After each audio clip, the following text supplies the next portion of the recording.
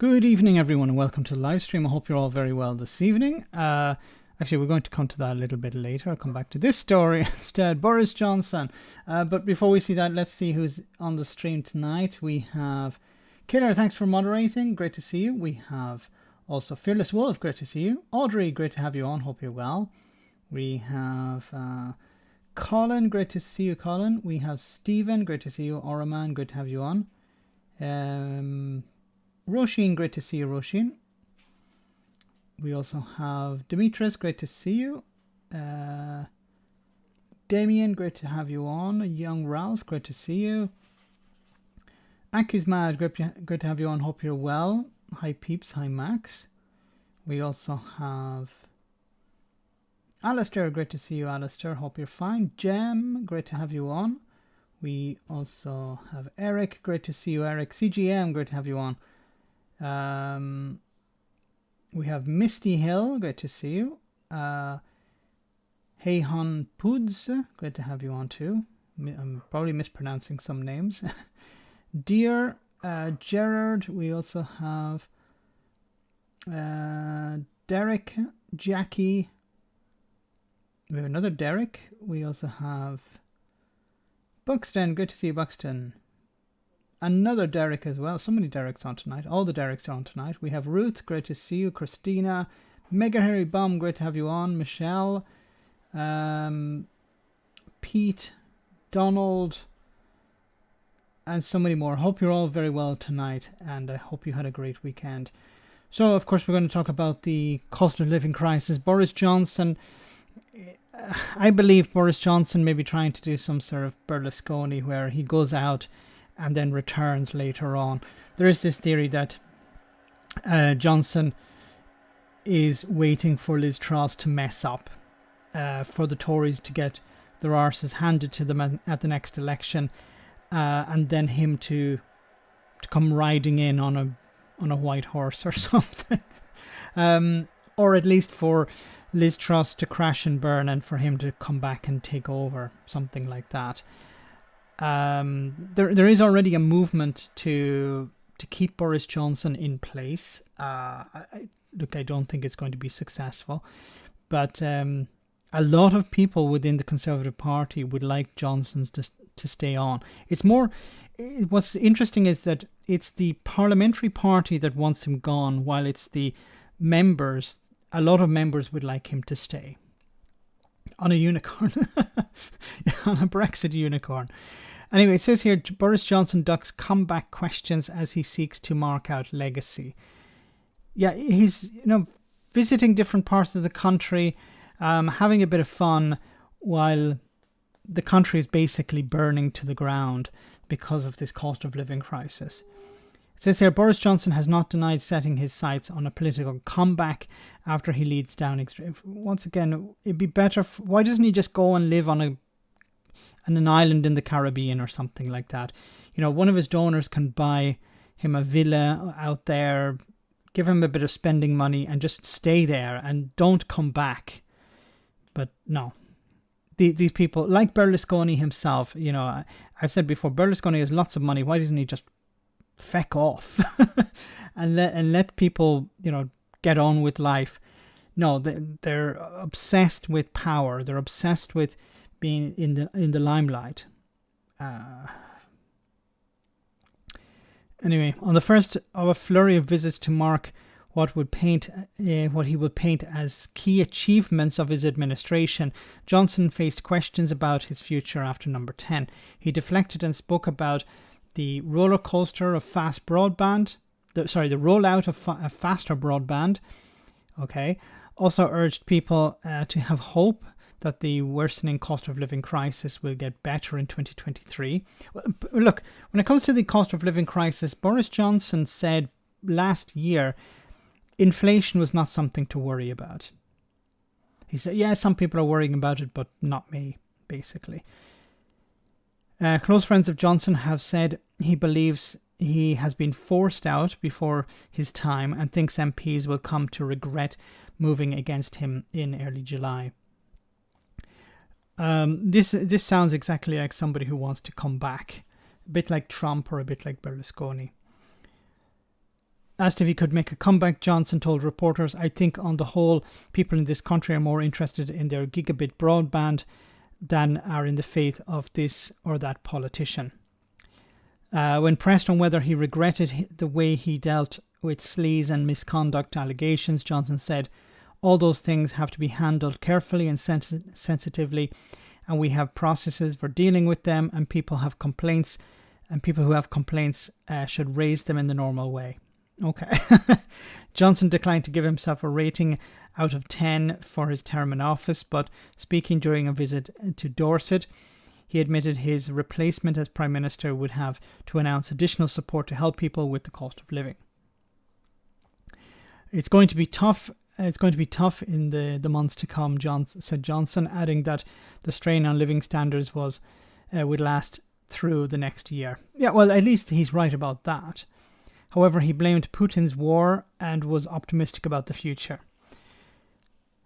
So many things to be blamed, and yes, the war is one aspect of it, but there are a number of different things, including Brexit itself, but Johnson will never admit that. I think we're going to have to wait a long time for a Tory leader to blame Brexit for anything, or to have anything, to say anything bad about Brexit at all. And this is something that we've talked about, how in order for the UK to rejoin the EU, in a sense, you need to have the Tories on board, or at least the Tories believing that Brexit was a mistake. And that's going to take a while. The front runner in the Tory leadership race, Liz Truss, has refused to reveal details of what emergency support payments she could announce this winter, given the 80% rise in the energy price cap for households. But Johnson said whether Truss or Rishi Sunak won the contest, there would be a further package of support for helping people with the cost of energy. What is it? Where is it? Former Conservative Cabinet Minister Rory Stewart predicted earlier this week that Johnson could try to run again for office.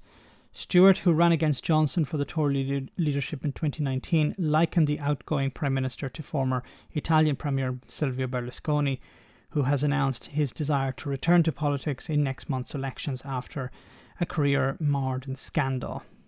Once again, these people just should go away and stop interfering.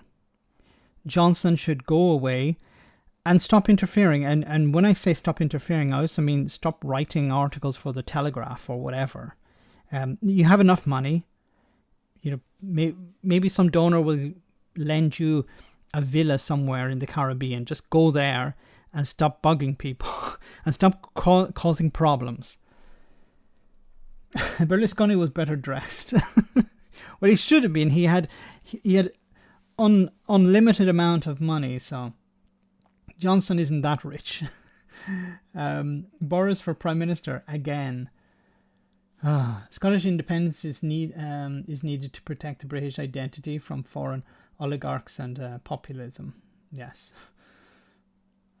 He's not worrying because he can afford to heat and power his homes.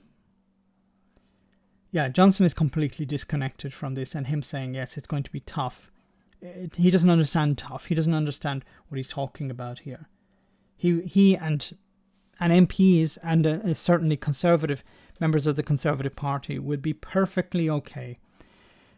They will not be inconvenienced at all during this cost of living crisis. Someone should lend him a villa on the edge of a cliff. The donor will only pay in wallpaper. Make Boris American again. That's a great slogan, Mark. That should go on a t-shirt, all right, or on a big red cap.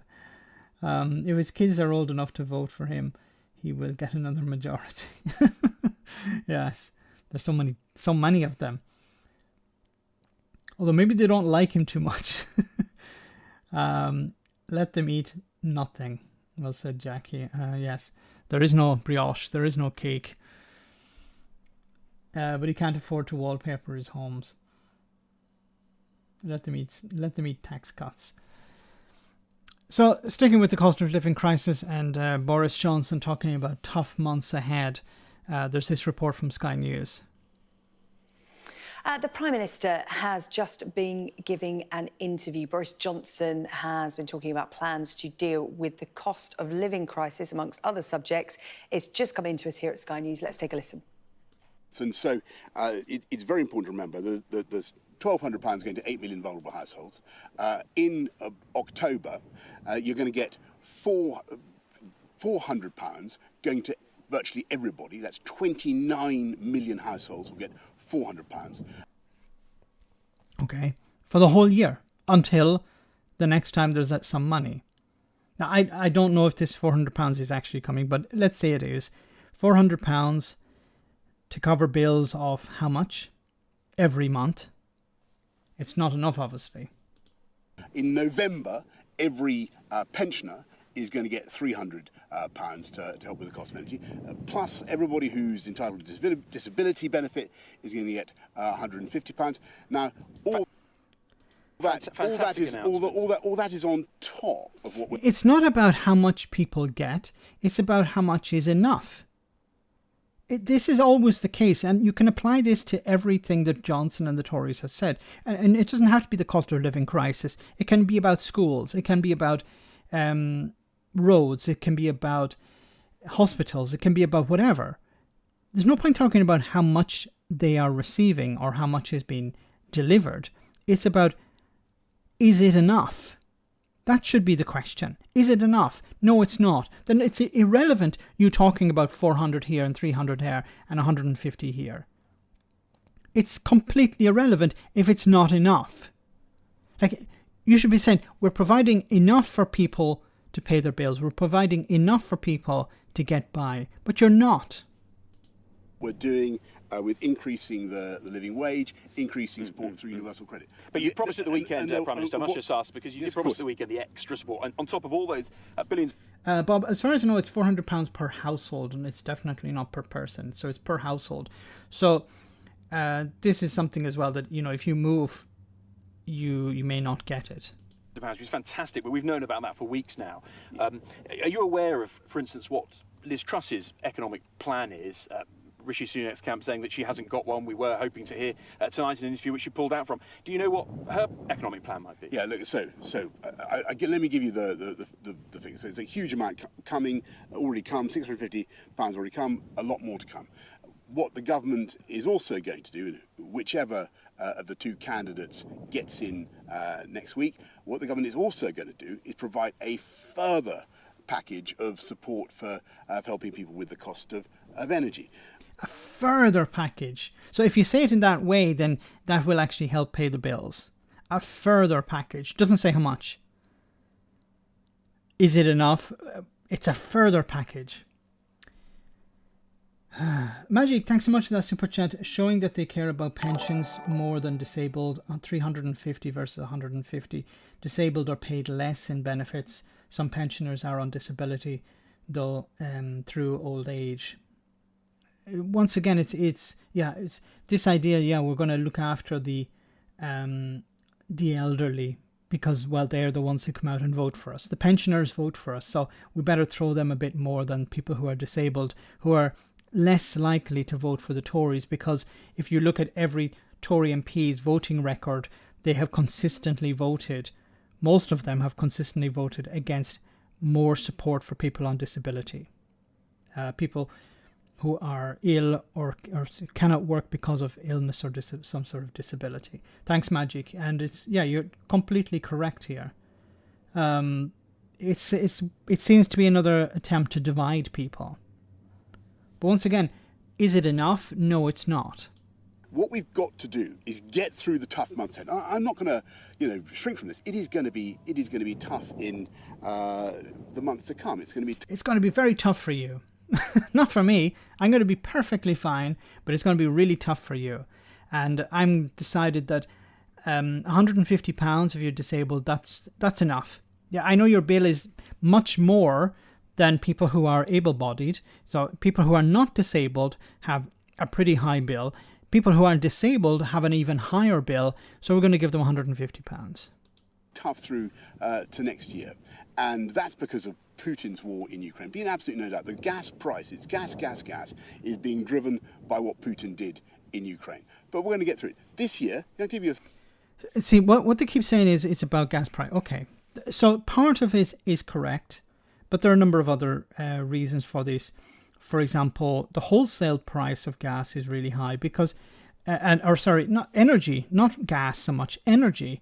So if you're using renewable energy, it's been sold to the public at the same rate as gas. It needs to be decoupled. It's completely insane that maybe it was set when gas prices were very low.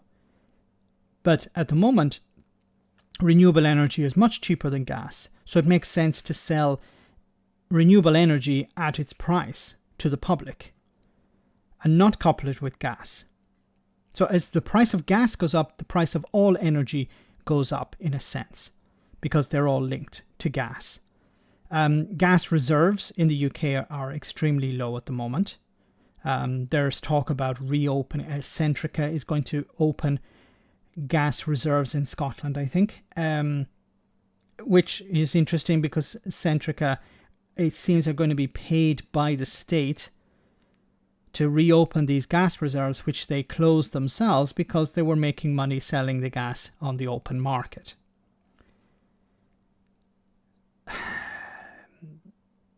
And then we can maybe throw Brexit in here as well, because there's the single European energy market, which the UK is no longer part of. So the European Union are able to take advantage of, they're able to benefit from gas from Norway, or oil from Norway. So some fuel, I don't remember which one it is, from Norway. Norway prioritized the European Union over third countries. And the UK is a third country. So statistic. We're taking 26% more of our own gas from the North Sea than we did last year. We're much less dependent on Putin's supplies. June this year took zero. Okay, yeah, but that's not so. How can you say it's because of Putin and then say, yeah, we're not reliant on Putin? Eric, thanks so much for that super chat. Thank you very much. $10. Thank you very much. Great to see you on the stream. Hope you're well. Thanks for the support. Don't mention Brexit, Rex. Don't mention the...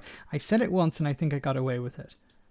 Fuel from Russia for the first time in decades. I know and at the same time, what we're doing, and I just want to give people a sense of hope and perspective, because the crucial thing, in addition to the cash that we're putting in... See, he can say all of this because he's not going to be around.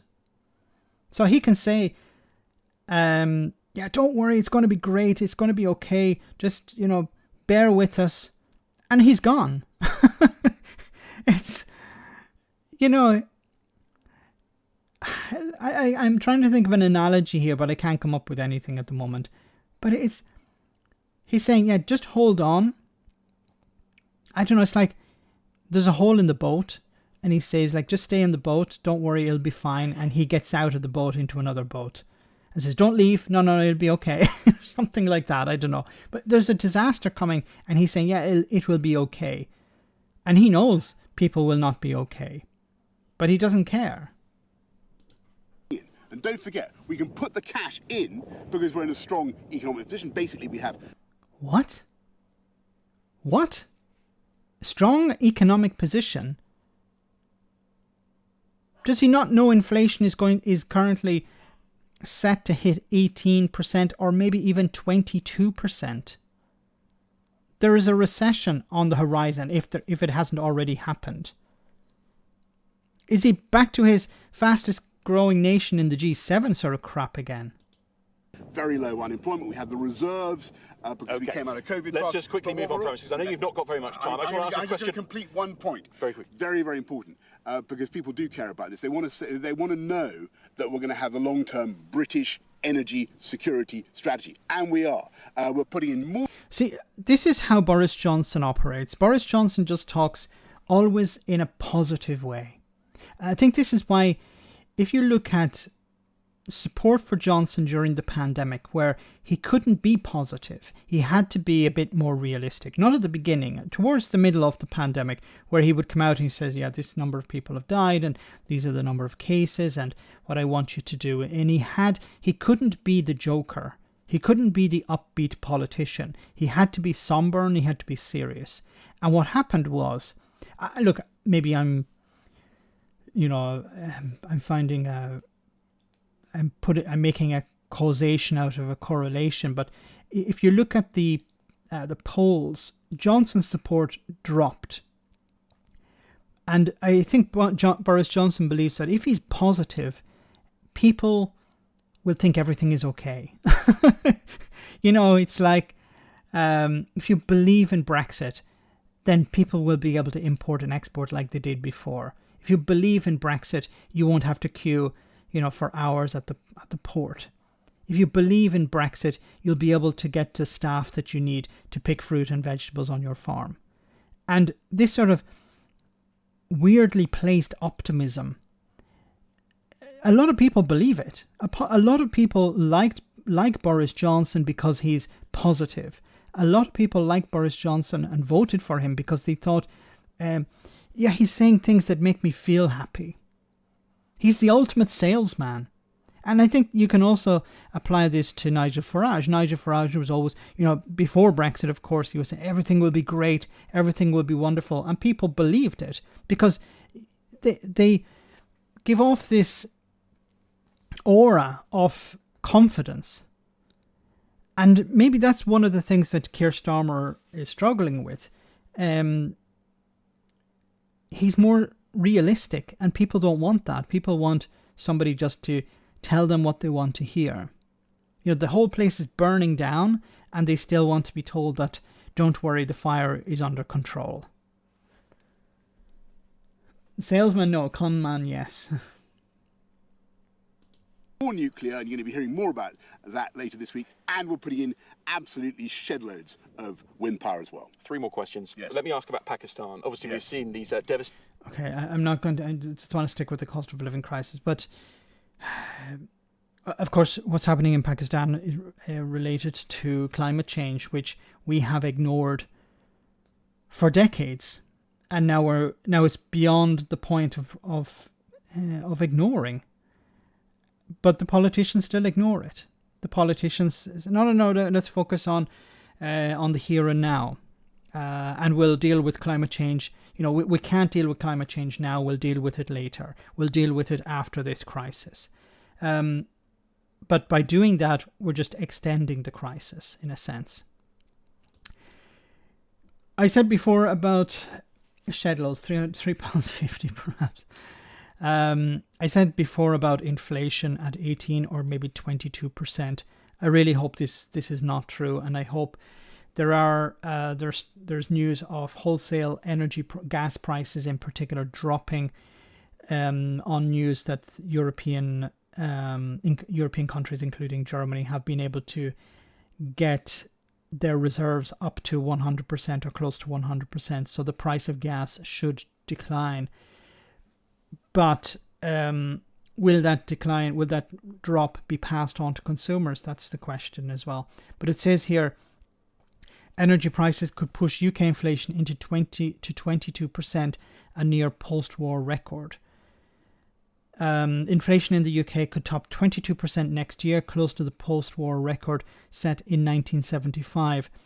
If wholesale energy prices remain at current high levels, Goldman Sachs has warned. Highlighting the pressure on households and businesses, the US investment bank said inflation could peak at 22.4% next year if wholesale gas and electricity prices continue to spiral over the winter.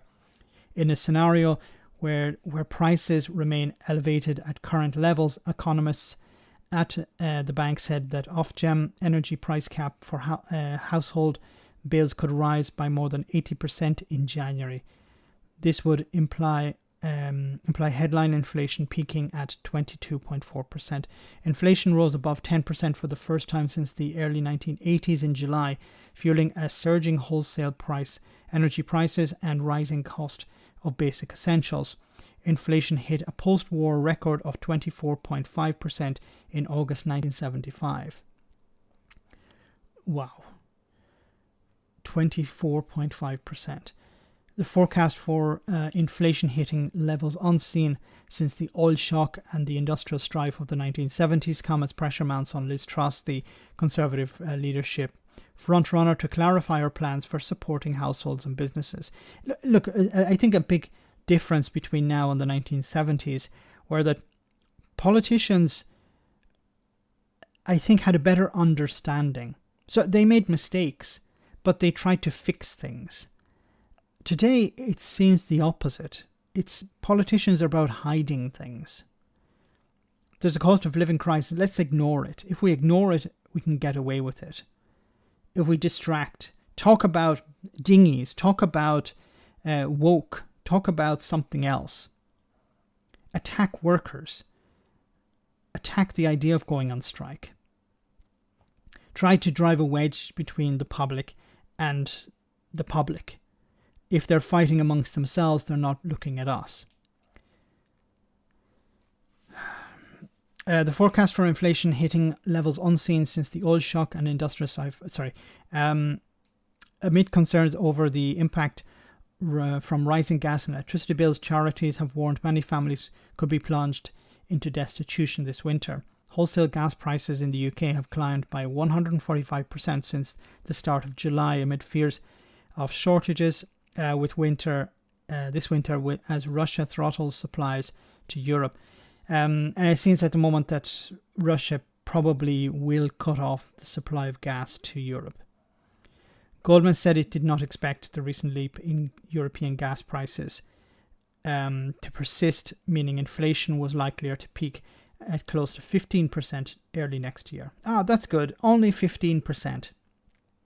However, the bank's analysis said they viewed persistently high gas prices as an upside risk to our forecast, suggesting there was potential for significantly higher inflation rate than anticipated.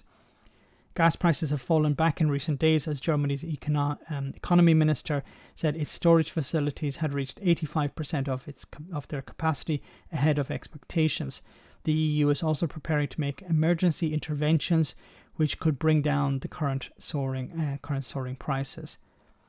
The Goldman forecast is the latest eye-watering estimate for UK inflation, surpassing predictions made by the US bank Citi for an 18.6% peak next year.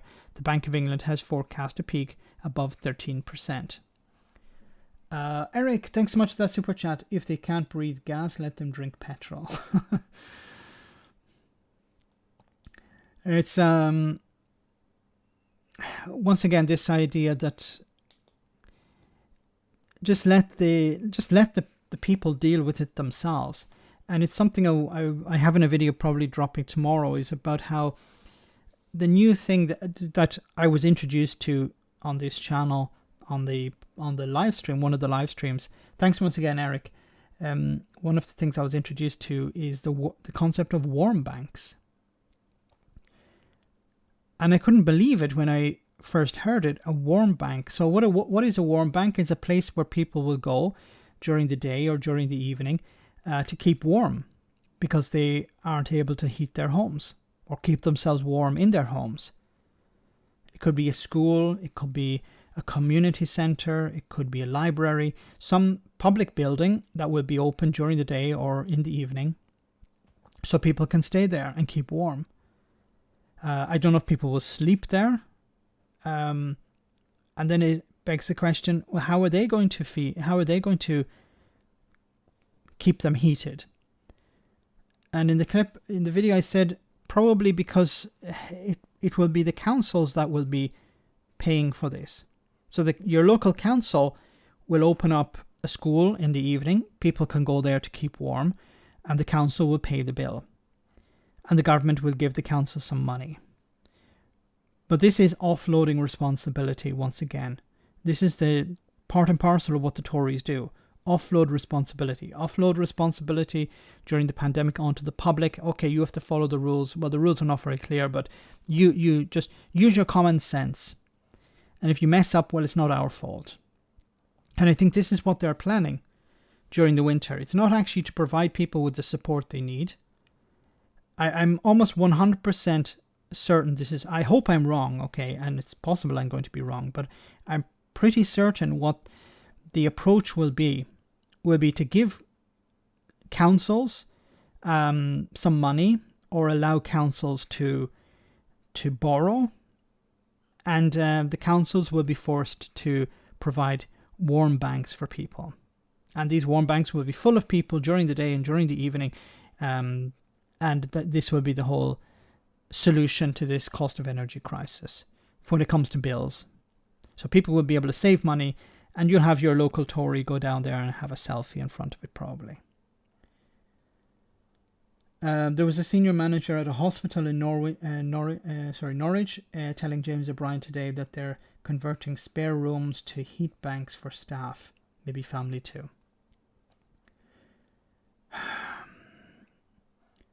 Why is it that the NHS has to step in when and this is what really pisses me off about right-wing commentators. What they'll do is they'll run down the NHS at every turn. The NHS is not working. Look at how much money it's spending. It's corrupt. It's dysfunctional.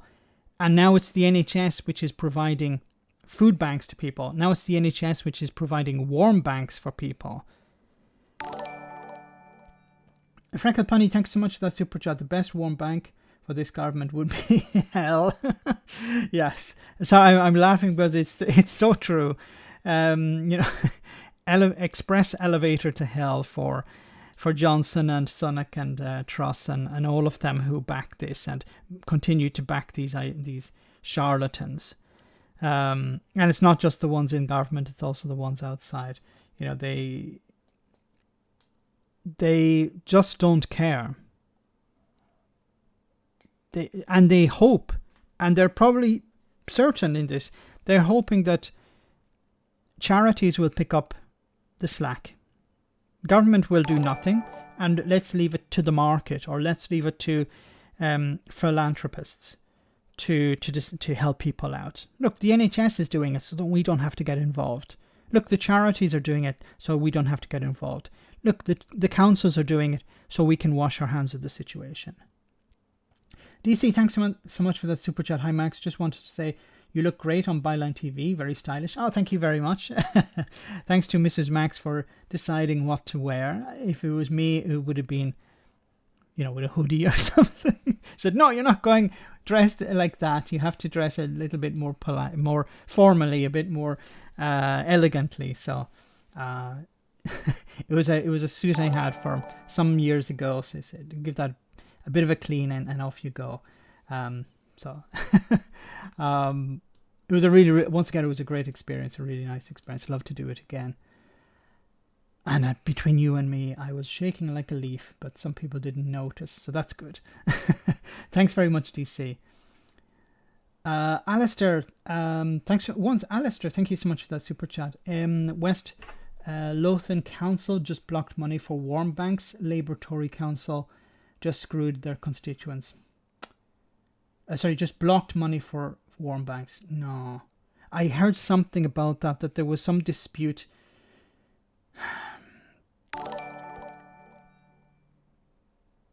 Look, why these warm banks are necessary. And I was just looking recently at the difference in temperature. I think it was between Aberdeen and Exeter. Aberdeen in the north and Exeter in the south.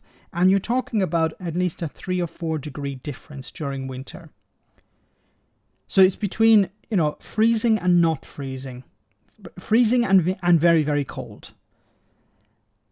And people in Aberdeen are, I'm not saying a more desperate situation, but in a slightly worse situation than people in the south of England. And if people in the south of England are freezing and need warm banks, then surely people in Aberdeen or in Scotland need them as well. And I hope that the councillors who voted against this will be named and shamed, because this is necessary. You can't wait for Liz Truss to come up with something. She's not going to come up with something. She's talking about tax cuts. And I think the most she's going to do is provide a little bit of support to councils, because it seems that's who's picking up the slack, with the exception of some councils, as you pointed out here, who honestly don't care. Why are you not doing this? I understand it's a cost. It's a massive cost for the council, but you have to cut back something else. At least for this year. Say, look, we won't spend money on X. We'll spend it on these warm banks. Because people will otherwise freeze in their homes, because they won't be able to afford to switch on the gas or to turn on their lights. Thanks, Alistair. It's a desperate situation that needs real support. I really don't understand, how the Labour Party can. It's colder in Edinburgh than in Kent.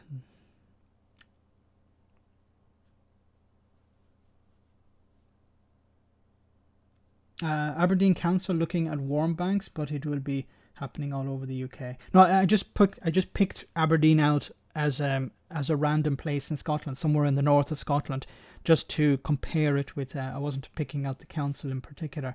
But it's important that all councils get the money they need, and they provide.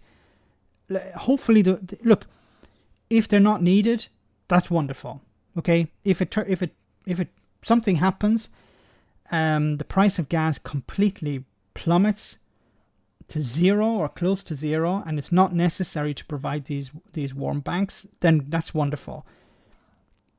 At least they were there. You lost some money, okay. Although it probably will be nothing, because you won't be switching on the gas there. You won't be heating them up if nobody turns up. But you have to provide something. -9, Eric says. COVID banks. Boris is Swiss Tony. Data centers are a real hot issue in Ireland right now. That could be a place to send people. Data banks. Go to the data bank to keep warm. But this is really concerning about if inflation hits 22%. I hope this doesn't happen. I really hope what's going to happen is the price of gas is going to come down over the next number of months. And it doesn't feed into inflation. But I think the UK will be in a worse position than others because of Brexit, because of the extra costs of Brexit. And it's not something you can avoid. They blocked it because it was put forward by the SNP. They'd rather let their constituents suffer than go along with the SNP.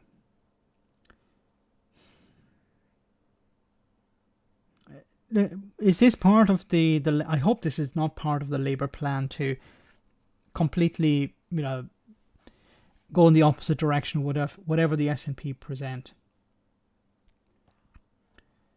Data centers use 14% of electricity in Ireland. Ouch. I really hope there's a move to have them run on renewable energy.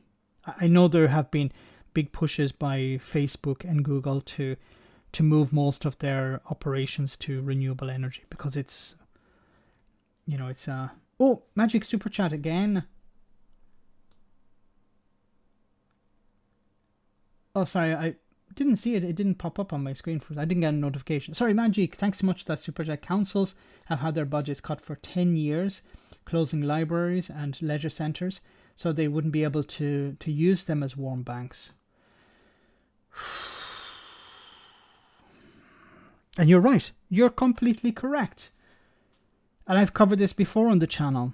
If you look at your local MP, and if it's a Tory MP, even more interesting, look at their voting record. I've used the voting record website before. I think it's called I don't remember the name of the website, but if you put in your local MP voting record, one of the first results on Google will be the website. They work for us, I think it's called. Anyway, look at under local government or constitutional reform, and you'll see that most Tories have voted against more powers and more money to councils. They want to take power away from councils, and they want to reduce the amount of money councils can like, for example, taxes they can raise. They want to make councils poorer and allow them to have fewer powers. The Tories are about consolidating power in Westminster. This is why they are so much against devolution in Scotland, Wales and Northern Ireland. Northern Ireland to a lesser extent, because they're not big fans of Northern Ireland. Just abandon Northern Ireland as quickly as possible. But particularly in Scotland and Wales, they're very much against those devolved administrations having any more power. So it makes perfect sense that councils have had their budgets cut over the last 10 years.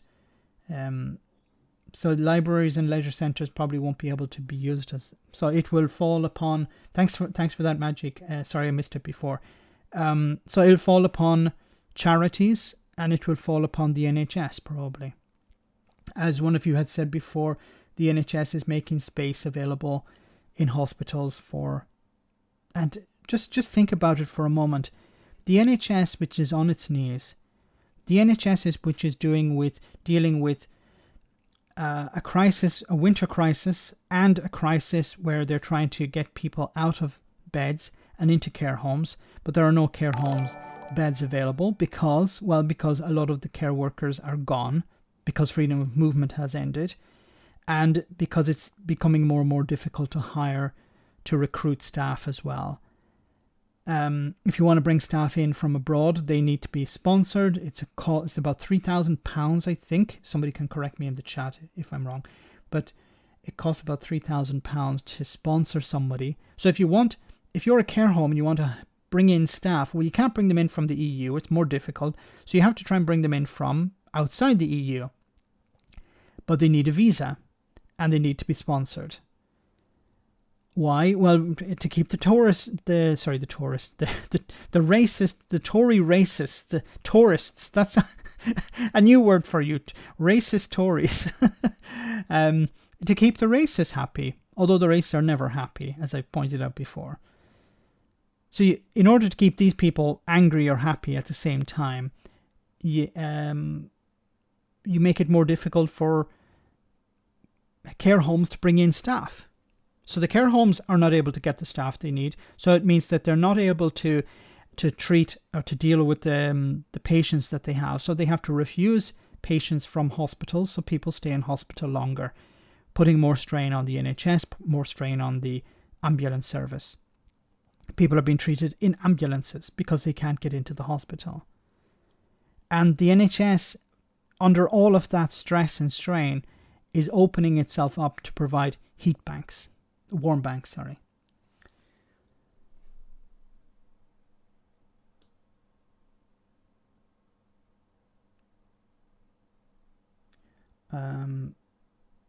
Thanks, Magic, once again. We have Roisin. Thank you so much, Roisin. Very kind of you. Thank you so much for that support. George, great to see you once again. Hope you're well. Neighbours will club together to run home warm banks. That's probably, once again, it's a form of charity that's taking over. And the Tories are relying, I believe, on ordinary people to do this. And what you're going to see, and unfortunately it will be sold as a heartwarming story. It'll be sold as, look at these families working together. It'll be sold in the media. Good Morning Britain will probably do an episode or a segment on it. Look at these wonderful families working together to keep each other warm during this cost of living crisis. Isn't this a wonderful thing? Isn't it so positive? Now let's move on to the next story. And yes, this is a very positive thing, and it will be a very positive thing. But it lets the government off the hook. See, Liz Truss doesn't need to intervene if the public are doing it themselves. Liz Truss doesn't need to intervene if the NHS is providing warm banks. Liz Truss doesn't need to intervene if charities are picking up the slack. This is what we're starting to see as a trend. Food banks. 10 years ago, a politician would be probably embarrassed if there was a food bank in his or her area. Now you have Dominic Raab taking a selfie outside a bloody food bank. You had a Tory councillor. This was amazing, and you probably heard it. Tory councillor smiling and laughing as they're cutting the ribbon on a food bank, and then he calls into James O'Brien's show to defend him laughing and joking about it. Saying, oh yeah, we were laughing and joking about something before we took the picture. Because it has become normalized. Destitution has become normalized. That's the Tory legacy.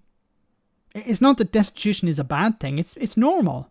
It's completely normal now. Thanks, George. But you're right. I think people will work together. And this is an example of solidarity. This is a very positive thing. People will look out and say, my elderly neighbour or a family next door aren't able to pay their bills. They have the lights off. Let's go over and let's invite them into our home to keep warm. We can try and share the bills or something like that. It's going to create a good sense of community, yes, but it shouldn't be necessary. These type of solutions are not real. They should not have to be necessary. That's what I mean. Selfie with a blanket. You can't embarrass a Tory. Very good point, Gerard, yes. A much better way of not paying these bills would be open your home to neighbours. Take turns, 7 households. Oops, just bring it back up. No DLC, I just want to read out your comment.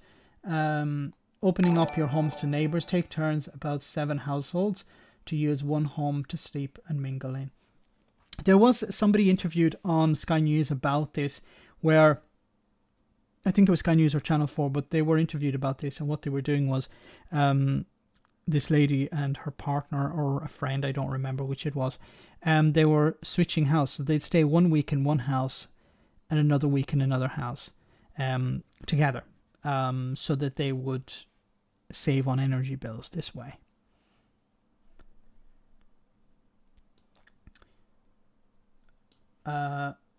Tom Lake, thanks so much for that super chat. That's socialism, Max. Damn socialism. Yes. We don't want any down with that sort of thing. We don't want the government looking after people. God forbid. It make them soft.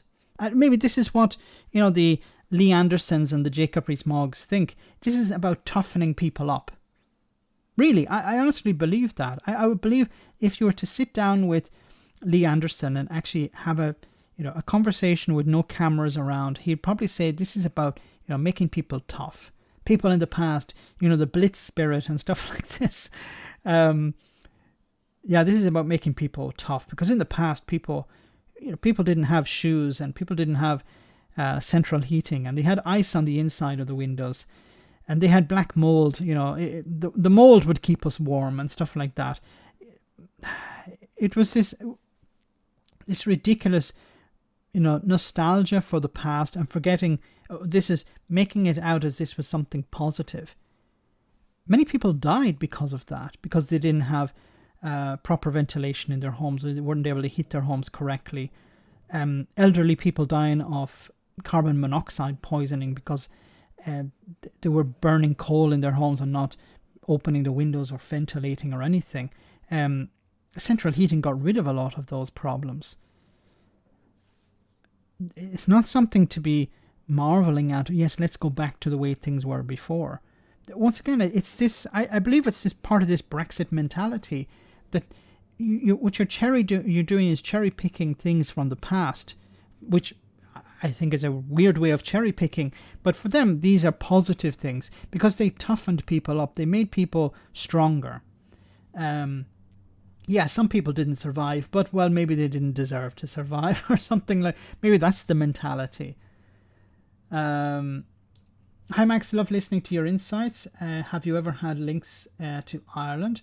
An ex-council house in Midlands town sold. I sold. So I live in sold for €285,000. Mad. Sorry, let me. Dear Sweeney, thanks for that super chat. Very kind of you. Let me read out that. Love listening to your. I know you have links to Ireland. Sorry. An ex-council house in the Midlands town I live in sold for 285,000. Just to give people a bit of perspective, a council house, in the past normally were not sold, but if they were to be sold, you'd be talking about tens of thousands of euros. And now they're being sold for hundreds of thousands of euros. House prices in Ireland are just completely insane. It's becoming completely... So there was this idea in the past, and it's similar in the UK as well, most people. And it's, in many big cities around the world as well. But there was a time when, somebody would rent and then they would try and get on the property ladder. They would save some money, put it aside for a deposit, and then they would have their deposit, go to the bank and say, look, this is how much money I have in my deposit. I want to get a mortgage. And it would be, a pretty simple step. But now the deposit is pretty much impossible because rents are so high. People can't save something. People can't put something aside. And even if they can, it's not going to be enough for deposit. And even if you do have enough for a deposit after 10 years, well, house prices have jumped so much that your deposit is worth nothing. So I think we're starting to see a perpetual generation rent. And especially the case for younger people who are, in less secure employment. For example, they have temporary contracts, which it makes it very, very difficult to get a loan from a bank. You can afford to pay the rent, but you can't afford to get a mortgage, which doesn't make much sense.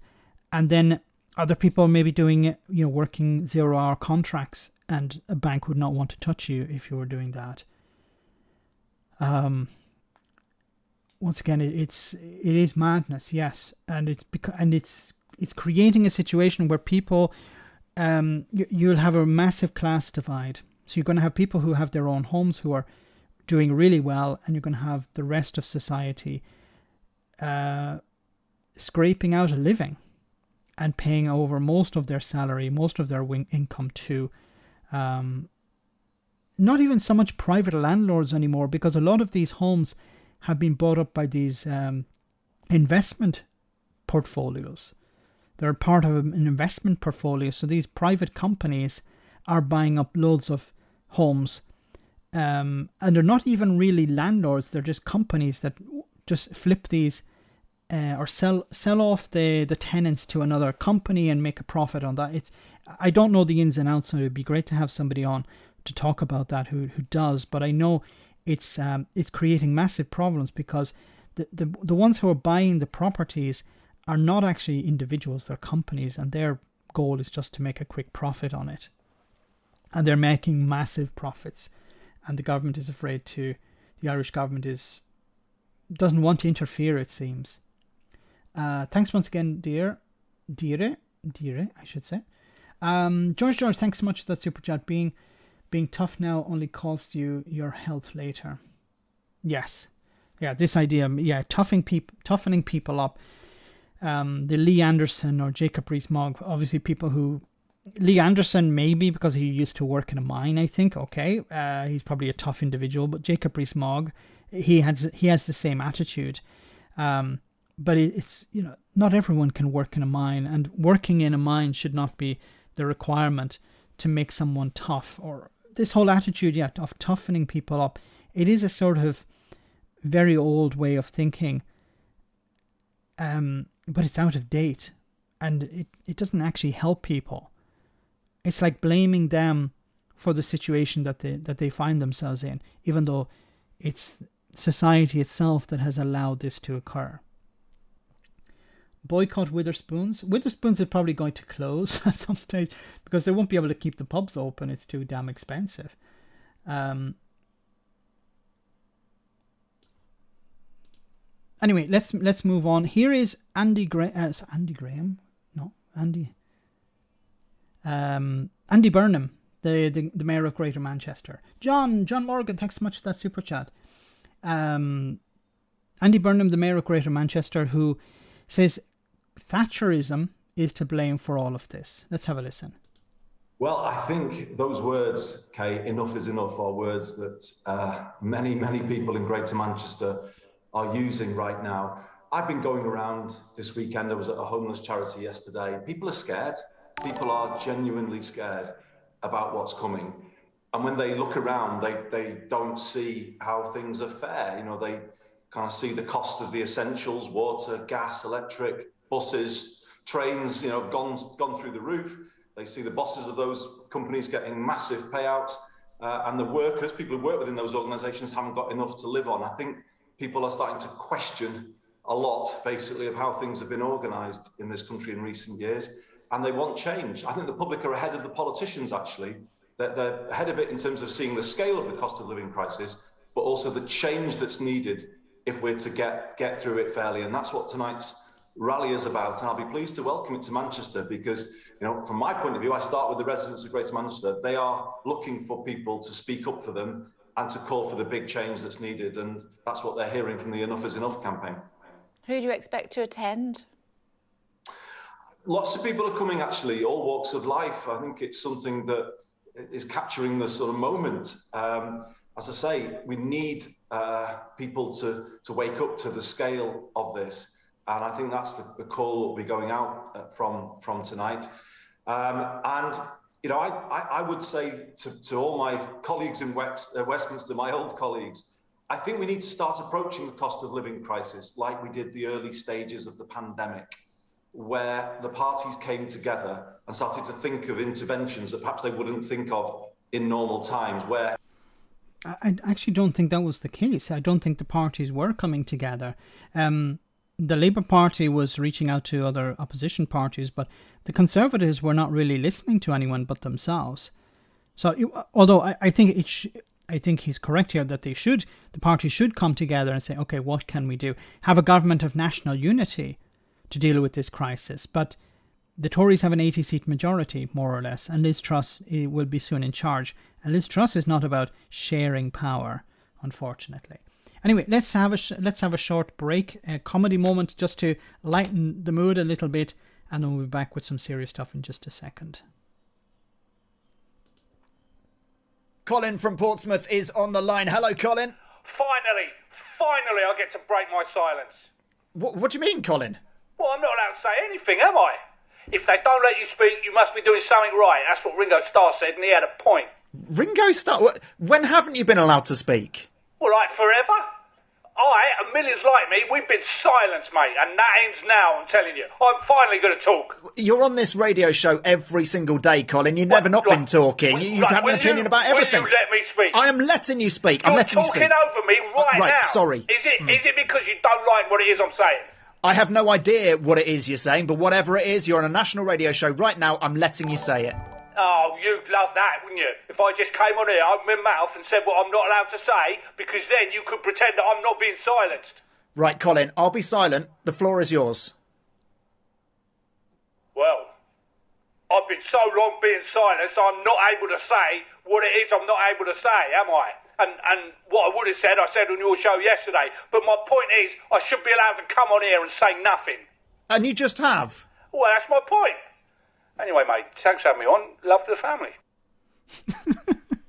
It reminds me of many episodes of James O'Brien, where James O'Brien invites somebody to speak, and they're like, oh, you don't let me speak, you don't let me speak. I'm letting you speak. Okay, you keep interrupting, you keep interrupting. Anyway, guys, so this could be a bit of good news. Hopefully it is. I want to say, whoops. John Morgan, thanks so much once again for that super chat. And we have a super chat from Tonthon. Thanks so much for that. They're looking for people to speak up for them. No wonder it's a mess. Yes, there is no one to speak up for them. Mick Lynch is a great public speaker. I don't agree with him on everything, of course, but Mick Lynch is a great individual. But he's a trade union boss. He's not somebody who... It's not his job to speak up on behalf of everyone. There are some other individuals who could be good speakers for the public. But I think this Enough is Enough campaign is starting to get some real steam behind it. And I think it's going to be a voice for a lot of people. Whether it's going to have an impact or not, I don't know. And I've said before the biggest impact you can have is by writing to your MP, especially if it's a Tory MP, and putting pressure on them. If I've said this before, 100 letters to a Tory MP means is more powerful than 100,000 people marching in the centre of London. Marches are important and they have an impact, but 100 letters to an MP has a massive impact. And if every Tory MP received 100 letters, you can be guaranteed that they would be looking over their shoulder going, maybe I shouldn't vote for this policy, or maybe I should do X, Y, or Z. It would definitely change minds, especially if it's coordinated. Thanks to that super chat. Cahill, thanks so much once again. Great to see you. Fancy a 2-bed plus study for €350 in Enfield, County Meath. Have 500,000 for anything decent in Maynooth.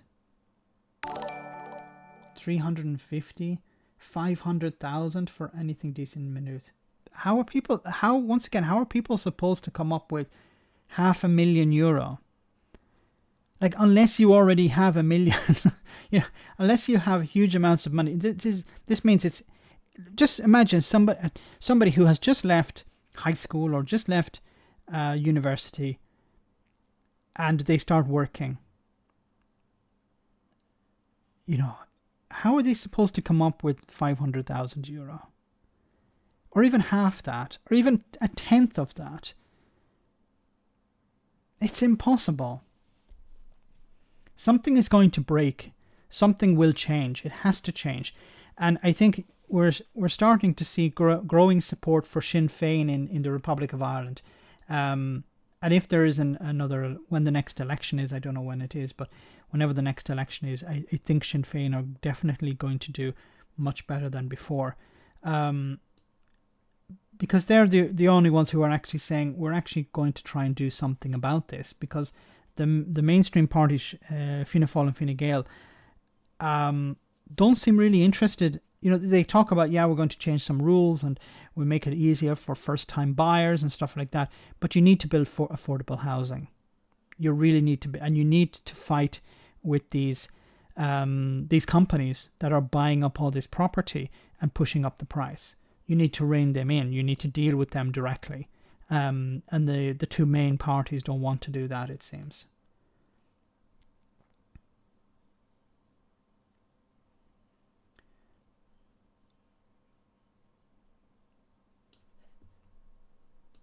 It says here, wholesale gas prices tumble as Europe prepares to intervene in energy markets. So I talked a little bit about this before. It says here the wholesale price of gas has dropped sharply in a rare respite from recent highs on signs that Europe is preparing to intervene directly in energy markets. The European Commission said it was working flat out on an emergency package and you know how this will be.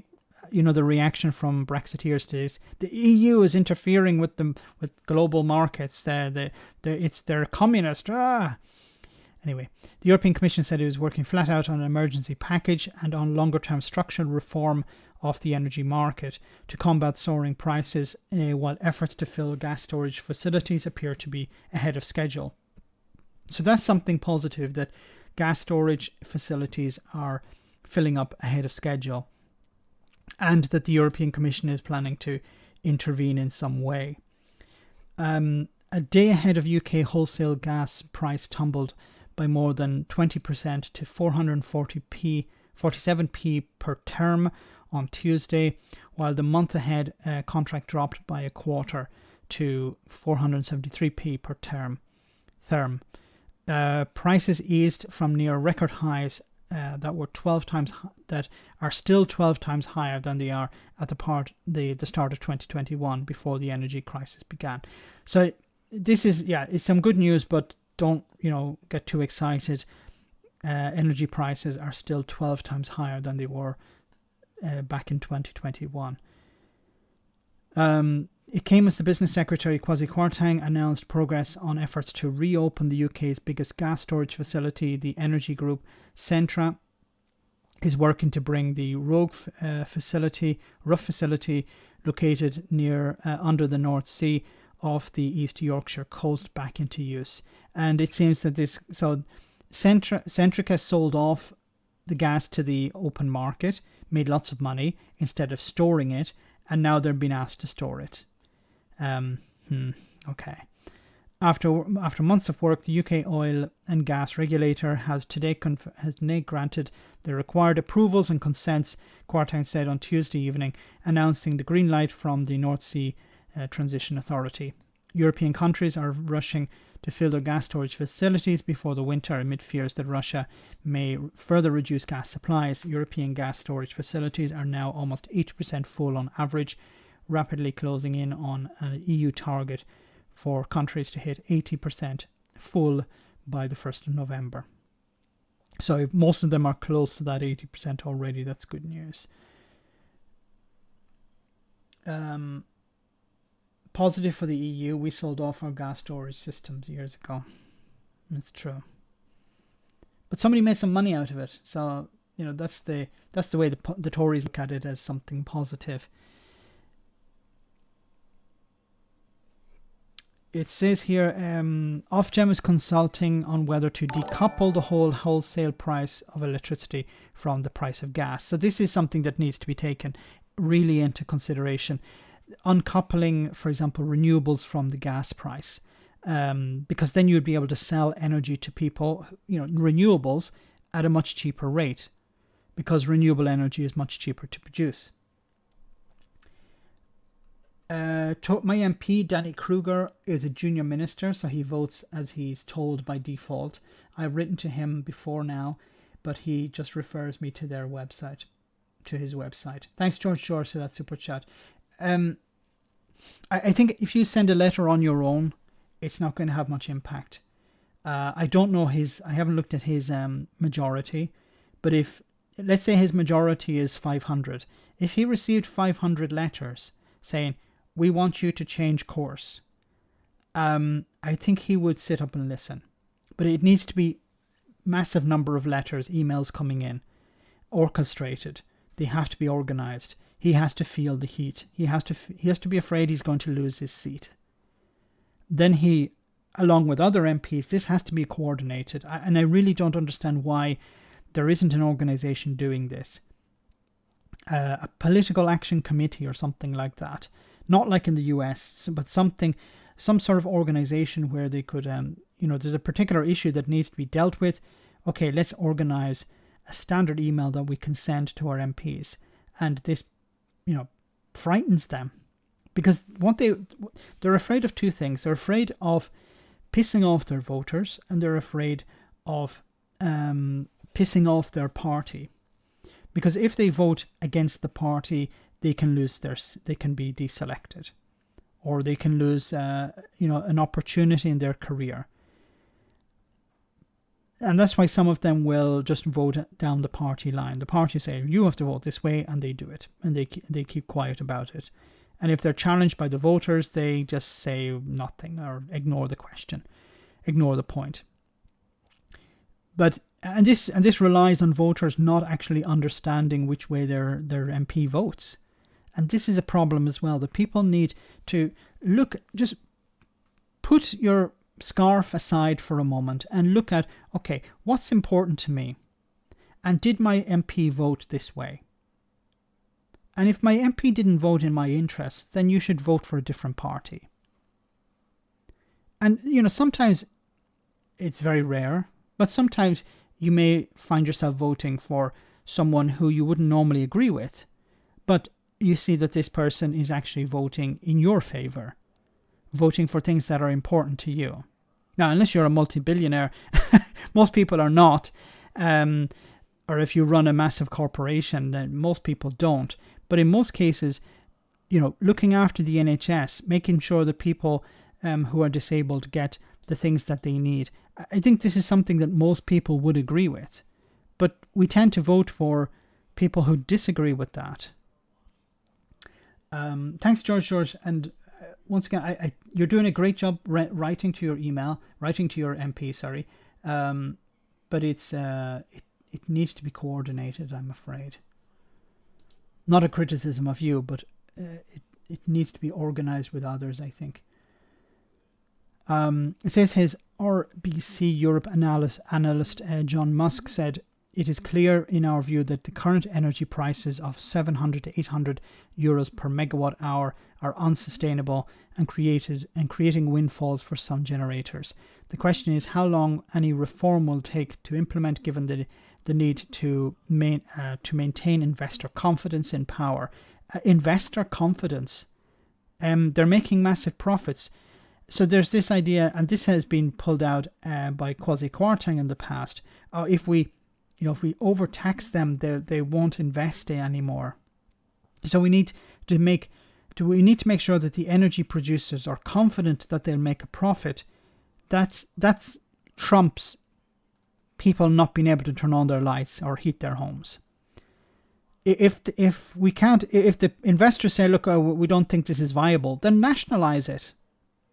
That's the solution.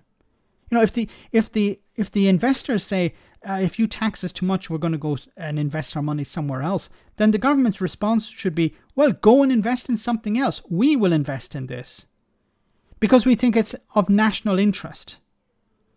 This idea, it's the same thing about we better not tax multimillionaires and billionaires because they'll go somewhere else. Let them go somewhere else, and let's have a society where we treat people equally or better.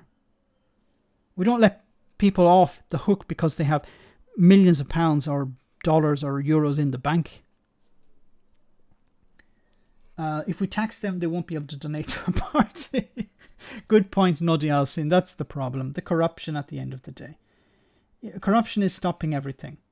Max Gagne is reporting that Gorbachev has died. Oh no, according to Russian media.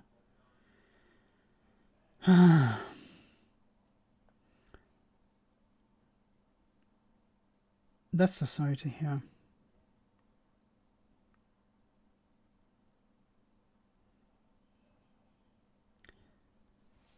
Maybe I'll talk about that maybe later. I think we might talk about it on the post-stream chat. Just wanted to read this tweet from Richard Murphy. He's an economist who says, do people want businesses and services to survive, or do they want to grow? They want the growth in debt? It's not really hard to answer that, is it? But I stress that how the debt is used matters too, and we need spending and not tax cuts. Truss has to get that right. So it's about spending. This is the way to get out of this crisis, to avoid a recession, although I think a recession is unavoidable at this stage. You have to spend your way out of it. You have to invest. You have to invest in people, invest in businesses, provide them with the support they need. And in order to do so, you need to borrow. And people see it as, oh, well, if you borrow today, it's a cost against the future generations. It's something they're going to have to pick up. In a certain way, yes, that's true. But when the government borrows money and spends it in the economy, it provides a massive boost to the economy. For example, if the government borrow money to build a bridge, that material has to be bought, that material has to be produced and bought. It has to be worked. You need staff to work the bridge. You need to maintain the bridge. It creates jobs. It creates money in the economy. It's not just a matter of, okay, this is how much money. Like the bridge costs 10 million pounds or 10 million euros. It's not just that 10 million. It's what it creates in the economy. So you're pumping money, and that 10 million could result in tenfold investment. So you need people to provide services. You need workers to do the work. You need people to maintain the bridge. You need a whole number of things. And that's just a bridge, okay? If you're talking about other type of infrastructure, it could be even more than that.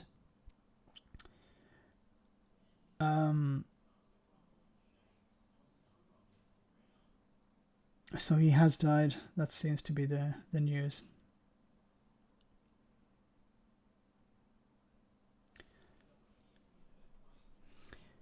Anyway, I want to move on. There was a story here about strikes It says here, Andy Burnham criticises Starmer's policy against joining picket lines. I don't know if Andy wants to replace Keir Starmer, but he's definitely creating problems for the Tory, for the Labour leadership. It says Andy Burnham has voiced criticism of Keir Starmer's policy of stopping Labour frontbenchers from joining picket lines, saying that he would not see this as controversial during a crisis over the cost of living. The Mayor of Greater Manchester is due to join Mick Lynch, the leader of the RMT Rail Union, at the launch of the Enough is Enough movement in the city on Tuesday. The group is calling for lower energy prices and increases to wages and benefits. Speaking to Sky News, Burnham again declined to rule out standing for Labour leadership in the future, saying he would consider this one day. Starmer, the party leader, has been at odds with a number of union leaders after discouraging shadow ministers from joining picket lines, something a number of frontbenchers have nonetheless done. Starmer's aides argued that while Labour supports fair treatment and pay for workers as an aspiring party of government, it cannot take a side in specific disputes. But you're not... Okay. When you're in government, you can't pick sides. But you're not in government at the moment. Look, I understand that it's difficult for Starmer because he has to avoid criticism from the Tory party. So I think, and I think there's a risk here that Starmer is going to go down a very weird road where he's like, okay, what I'm going to do is I'm going to do everything possible to avoid criticism from the Tories. I'm not going to talk about Brexit because if I do, that's going to open me up to criticism from the Tories. I'm not going to support the strikers directly because that will invite criticism from the Tories. I'm not going to do X because that will invite criticism. I'm not going to do Y. So at the end, people will say, what do you stand for? Now, maybe it's not important, and maybe this is a pointless criticism of Starmer, because at the end of the day, when you go to vote, you're going to look at the incumbent and you're going to say, do we want more of this? Because that's really what it comes down to. It's not, do I like Keir Starmer?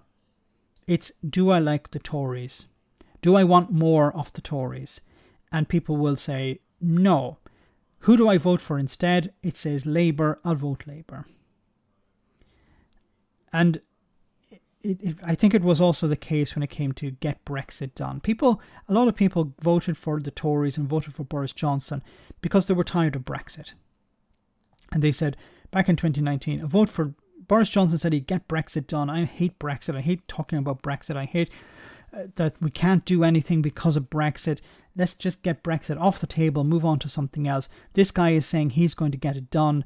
The Labour Party are all over the place when it comes to Brexit. At least I don't like, what Boris Johnson stands for, but at least he's going to get it done, allegedly. Although if you listen to channels like this, they'll be screaming at you, no, he's not. But he'll get it done and it'll be over and done when we can move on to something else. And that's what people voted for. So I think when it comes to the next election, it's not really a vote taking place between Keir Starmer and, let's say, Liz Truss. It will be, do you vote for Liz Truss, yes or no? And if it's no, then it's irrelevant who you vote for else. It's probably going to be the Labour Party if it's in a Labour constituency. It's going to be Lib Dems or SNP or Greens or someone else. Step 1, Labour government. Step 2, PR. Then worry about everything else. I agree. For the Labour Party themselves, they're probably saying, look, what's the point in getting involved in these types of disputes? There's nothing we can do about it. What is the point in standing with people? And I'm playing devil's advocate here, okay? It's not that I agree with it, but I think this is what's going through the heads of the people in charge in the Labour Party. What's the point in going to these strikes? The people at these strikes don't vote Tory. So we're not going to win anyone over by going there. And if there's a risk that it's going to turn people off, then we shouldn't be there. It's not a very nice thing to say, but that's probably the reality of it. Truss is continuity, ERG puppet. Yes, that's true.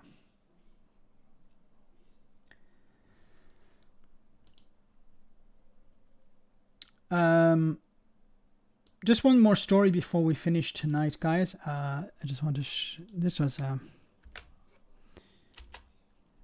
It's what is it about the Tories and this Rwanda policy? It says here UK asylum seekers deal leaves Rwanda hostel residents homeless. It says here former residents of a hostel in Rwanda were forced to leave under a controversial deal to house asylum seekers flown in from the UK, as they have been left homeless and destitute while the property remains unused. So you have people who were living in this hostel. The government in Rwanda were told, no, we're going to send all these people from Britain there, so free up some space. So they freed up some space in a very particular way, kicked these people out, and now these people are homeless and the hostel is empty. Why? Well, because Priti Patel and her shower didn't know what the hell they were doing. The men, all of whom are survivors of the Rwandan genocide, have lived in Hope Hostel in Kigali for up to 8 years. They were told to evacuate 2 days after Priti Patel, the Home Secretary, signed a £120 million agreement to send refugees arriving in the UK by small boats to the East African country.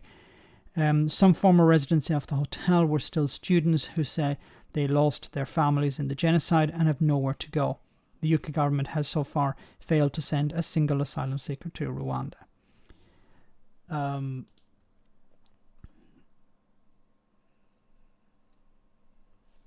No DLC, thanks so much for that super chat.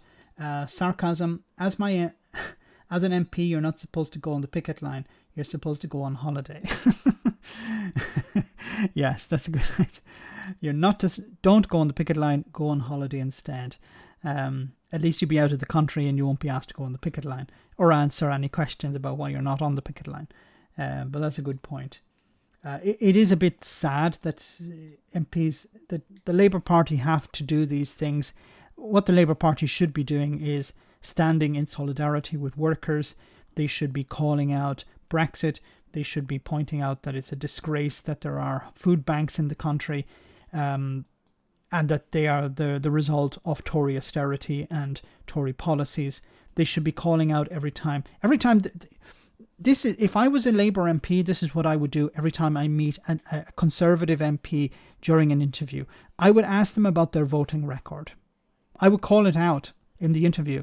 So it's like, can we talk about this? I want to talk about this guy's voting record. Why did this guy vote against free school meals for children? Why did this guy, and call it out. Put them on the defense. Become angry. One benefit of it, it will go viral and it will, people will start talking about it. The other is that you shouldn't let these people off the hook. A lot of them vote as the party tells them to, but that's not an excuse. Do you not have any conscience? Do you not say, I'm not going to vote for a policy that will take away free school meals for children? I'm not going to vote for a policy. I'm supposed to be here. I'm supposed to be elected to work for my constituents, not to throw them under a bus. What is the point in me being here? Most politicians, I hope, say, yeah, I want to serve the public. I want to serve my constituents, not vote against their interests. I don't think it's ever going to be resolved, no DLC. I think until the Labour Party get into power and they start making real changes, one of the arguments, I don't know if you would agree with this, probably not. One of the arguments the Labour Party are saying that when we're in power, there won't be any strikes because there won't be any need for strikes because we'll make sure that workers are paid well.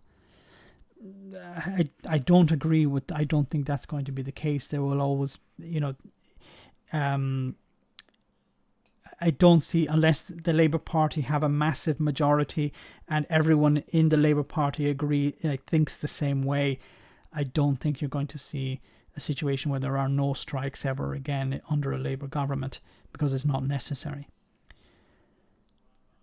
Anyway, back to this. The former resident of 8 years, we don't know what to do. In public, government officials say that they're going to help us, but no extra help has come. We are very worried and we are suffering. But we are suffering. Sorry. It pains me to see the hostel is still closed when we are homeless on the street. He told The Guardian the government gave him money, which lasted a month after he was asked to leave the hotel, but had not received any additional funds for the last 3 months. He says he has limited work and has since slept at friends' homes. Once again, this is something. The Tory government don't give a crap about people in the UK, so they're not going to give a crap about people in Rwanda. But here is a hostel that was providing homes for people. They were removed because Priti Patel wanted to, I don't know, to pleasure some racists for nothing. It's really anger-inducing, because these people now have nowhere to go. Kicked out for no reason. Why did you kick me out of the hostel? Because there are some racists in a part of England that don't like people coming across the sea in boats. Sorry, what? So you're kicking me out of this place because some gammon in England doesn't want people crossing the sea, and they want to force them into my home? But what did I do? Why am I being punished? We have to keep the racists happy. You have to. Sorry, Priti Patel has to keep the racists happy. But don't you know you can't keep racists happy? Yeah, but Priti Patel doesn't seem to understand that. 10 years wait for a council house on average if you don't have children or a serious medical condition. Thatcher legacy strikes yet again.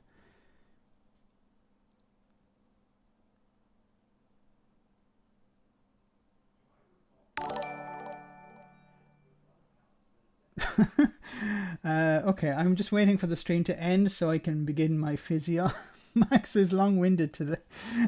Sorry about that. I'm almost at the end, I promise. Tomalig, would you ever see a fair wind in the world, Max? I think there are places in the world where things are better. Things are more fair or fairer. Things are more equal. I think, if we look at some of the Scandinavian countries like Denmark or Finland, for example, where corruption is very low, levels of corruption are very low, where the rule of law is strong, but respect for human rights is very high. Of course, they have their own problems as well. There are right-wing governments trying to erode those protections, but so far things are much better than other parts of the world. I think we should look at these countries, and I think this is something that we all can benefit if we have the ability to travel around, to look at different countries and say, well, look at the way they do things here. It's much better than the way they do things at home. And perhaps we can come back with these ideas and present them to our people in our countries and say, look, this is how they do things. Why don't we try and copy that? They have their problems. Every country has its problems, but every country has its positives. And we should try to emulate the positives and eliminate the negatives where possible. Thanks for that super chat. So we're almost at the end of the stream, guys. So we're going to finish. Tom Lake, thanks so much for that super chat at the end. I just want to say thank you to everyone who came on tonight. Thanks for all of the super chats. Thanks to the moderator for doing a wonderful job. I don't think we had a troll tonight, so that was great. Great work. But before we finish, we have our one for the road, so I hope you're going to enjoy this. I'm sure you will. Not your typical one for the road, but I think you will enjoy it. Did you go to any parties? That's not speculation. I didn't. Any? No. Were you ever invited? No. Yes. Can you help us with a definition of what a party is? There seems some confusion. No, I can't, Nick. You wouldn't like me to help you whether cheese is a party or wine is a party. Or No, I can't help you with that. And making sure that we're able to spend money to deal with those contingencies so we're prepared for any eventuality. But what are the actual preparations? Well, so I just wanted to know, have you been told as a cabinet how you will do it? No. Sajid Javid said he does know how you're going to do it, but he wouldn't tell Nick Robinson on the Today programme 2 days ago. But you don't know, just to I be don't clear. know. I don't know. You know, the Americans are lapping up Love Island and Downton Abbey, so there is huge enthusiasm for doing a deal with Britain. Well, I don't know the precise details of exactly what we will do, and even if I did, I wouldn't tell you. What I would say is that we have had a period I don't know why it's funny. where... A lot of people have had a terrible time with austerity. Eddie, I'm not laughing. I'm just questioning your question because well, So the government is preparing to deploy the army? Well, we are preparing for what potentially could happen. What would the army do when you deploy it? This is not, this is a completely hypothetical question. The reality is... No, you said you were preparing. You said you're preparing. I was at HMP Pentonville last week. They've now got patrol dogs who are barking, which helps deter drones. So why are you charging them 55 pence a minute to call up and try and get their universal credit payments fixed? Well, I don't know the details of the call line, and as you've said, it's more affordable if you ring up the landline. But lots of people don't have landlines. The fundamental model be implemented. But what about the people who've changed their minds between then and now? I don't think people have changed their minds. Everyone I speak to, I have. That's true. Right. In the other way, though, Eddie. Oh, I see. You had a plan in 2014 to build 200,000 new starter homes. That was 5 years ago. How many did you build? Well, there haven't been as many starter homes as we would have liked. How many did you build? I don't have the exact numbers for you. Well, it's easy to remember. It's zero. You built none under that plan. It's maybe not a typical comedy video, but this is what's awaiting us. George, before we finish, thanks so much for that super chat. The purpose of Brexit was for tax evasion. The purpose of the 2016 referendum was to divide the people. Clever but simple. Yes, tax evasion. I would add to that disaster capitalism. Destroying industry so it can be bought up cheaply by someone.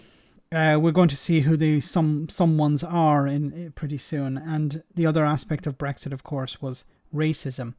You know, you needed the racism to get people to come out and vote for it. Just trying to tell people we're going to trash the economy and sell it off to someone else for cheap isn't going to win you many votes. But convincing people that there was hordes waiting on the border to cross over and destroy your economy, destroy your society, to take your jobs and your women and whatever, that was enough to get enough people to come out and vote. Not everyone who voted for Brexit was a racist, but every racist voted for Brexit, it seems. So once again, guys, thanks so much for coming on. If you're a Patreon, remember we have our post-stream chat, and we'll talk about these issues in the post-stream chat on Discord. And otherwise, I want to say have a great week, and I'll see you all same time, same bat channel on Friday. And have a safe night and a safe week. Take care. Good night.